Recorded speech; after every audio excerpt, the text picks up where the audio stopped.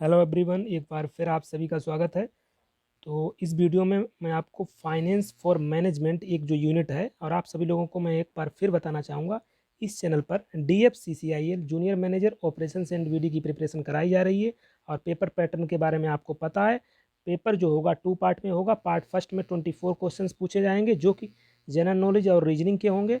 और part second की बात की जाए तो इसमें जो है 8 यूनिट्स आपके सिलेबस में दी गई हैं। प्रत्येक यूनिट से 12 क्वेश्चन आपके पूछे जाएंगे, यानी कि 96 क्वेश्चन जो है पार्ट सेकंड से पूछे जाएंगे। तो उसी में एक यूनिट है आपके सिलेबस में फाइनेंस फॉर मैनेजमेंट। तो फाइनेंस फॉर मैनेजमेंट का क्या सिलेबस रहने वाला है, क्या आपको पढ़ना है जिससे जो 12 क्वेश्चन है उन सभी को आप एग्जाम में कर पाएँ, तो उसी के बारे में मैं बताने वाला हूँ। तो इसमें मैंने जो भी सिलेबस दिया है वही आपको पढ़ना है, क्योंकि आप लोगों के एक दिमाग में है कि फाइनेंस फॉर मैनेजमेंट में सिलेबस बहुत ब्रॉड रूप से दिया गया है, लेकिन आपको यही चीज़ें पढ़नी है। अगर आप उन जो 12 सवाल आपसे पूछे जाएंगे उनके आपको सही सही आंसर देने हैं।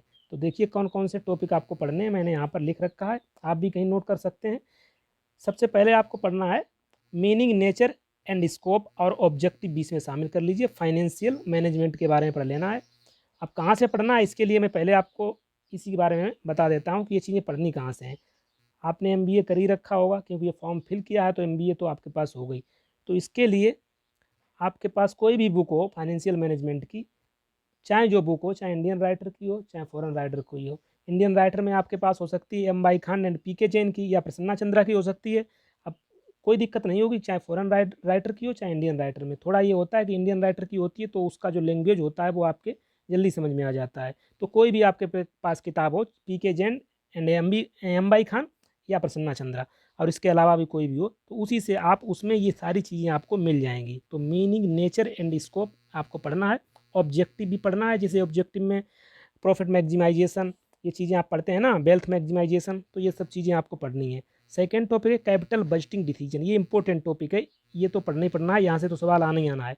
तो कैपिटल बजटिंग डिसीजन में क्या पढ़ना है, तो कैपिटल बजटिंग डिसीजन में जो मेथड्स हैं उनको आपको पढ़ लेना है, क्योंकि इसमें आपको पता है, अगर आपने MBA किया तो आपको पता होगा 2 टाइप के मेथड होते हैं। एक होता है ट्रेडिशनल मेथड, एक मॉडर्न मेथड। ट्रेडिशनल मेथड में आपने पढ़ रखे हैं payback period method, post payback period method, rate of return method. और उसी प्रकार मॉडर्न मेथड में आपने पढ़ रखा होगा, इसको कहते हैं जिसमें टाइम वैल्यू ऑफ मनी को कंसीडर किया जाता है, जैसे नेट प्रेजेंट वैल्यू मेथड या internal rate of return method, जिसको IRR कहते हैं। और एक तीसरा जो है मॉडर्न में वो प्रॉफिटेबिलिटी इंडेक्स है, इसको बेनिफिट कॉस्ट रेशियो भी कहते हैं। तो ये सब कैपिटल बजटिंग डिसीजन में आपको पढ़ने हैं, यहाँ से सवाल 100% एग्जाम में आपके बनेगा।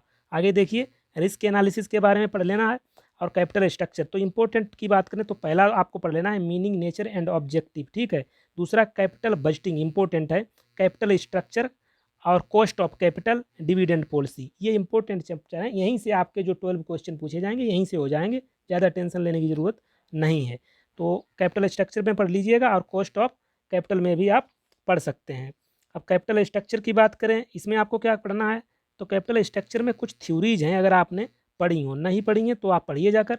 इसमें कुछ थ्योरीज हैं, जैसे net income approach, net operating income approach, ये आपने सुनी होगी, ठीक है ना। मोदी गिलियानी एंड मिलर अप्रोच, ये सभी अप्रोचेस आपको कैपिटल स्ट्रक्चर में पढ़नी है, यहीं से एग्जाम में आपका सवाल बन जाएगा। कॉस्ट ऑफ कैपिटल भी आपको पढ़ लेना है, ठीक है। डिविडेंड पॉलिसी अच्छे से पढ़ लेनी है।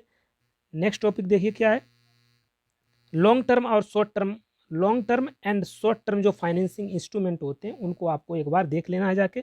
मर्जर एंड एक्विजिशन के बारे में पढ़ लेना है, और फाइनेंशियल प्लानिंग। बस यही सिलेक्टेड टॉपिक आपको पढ़ने हैं, और मैं गारंटी लेता हूँ आपके 12 में 12 क्वेश्चन आपके एग्जाम में हो जाएंगे। बस इतना आप पढ़ लीजिए, क्योंकि आप सभी MBA वाले हैं, और आप जाके खुद पढ़िए, यहाँ कोई पढ़ाने वाला तो है नहीं। और पढ़ाने वाला भी होगा तो वो सिर्फ PDF को पढ़ रहा होगा, तो आप खुद जाके पढ़िए, क्योंकि 10th या 12th स्टैंडर्ड का कोई हो तो उसे बनता भी है ये सब चीज़ें पढ़ाना। तो आप लोग खुद पढ़िए जाकर ये सब चीज़ें, मैंने इंपॉर्टेंट टॉपिक बता दिए हैं, इतना आपको प्रिपेयर कर लेना है। आप इसको नोट कर लीजिए कहीं अलग से। और फाइनेंस फॉर मैनेजमेंट के जो MCQs हैं वो तो हम यहाँ पर कराएंगे ही कराएंगे, और साथ में जो कॉन्सेप्ट आएंगे वो मैं बताते हुए चलता हूँ, आप लोगों को पता है।